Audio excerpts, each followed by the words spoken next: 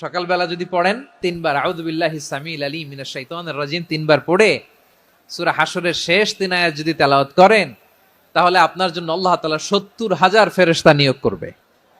সারা দিন তারা আপনার জন্য মাগফিরাতের দোয়া করবে।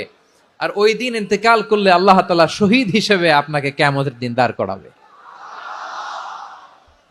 আবার সন্ধ্যাবেলায় যদি পড়েন, সারা রাতের জন্য 70,000 ফেরেশতা মাগফিরাতের দোয়া করবে। ওই রাতে মারা গেলে শাহাদাতের মৃত্যু নসিব হয়ে যাবে। আযকারুস সাবাহি ওয়াল মাসা, সকাল সন্ধ্যার যে জিকির, এই জিকিরের অন্তর্ভুক্ত করে নেবেন এই ওয়াজিফাটা। যে হাদিসটা বর্ণনা করলাম সুনানে তিরমিজির হাদিস, যদিও হাদিসটা সনদের দিক থেকে দাঈফ, কিন্তু মুহাদ্দিসিন ইকরাম বলেছেন যেহেতু এটা ফাজাইলুল আমালের হাদিস, এটা পড়ার ক্ষেত্রে কোনো নিষেধাজ্ঞা নাই, এটা পড়া যাবে। সো সকাল সন্ধ্যা যদি সুযোগ হয় এই ওয়াজিফাটা যেন আমরা পড়ি।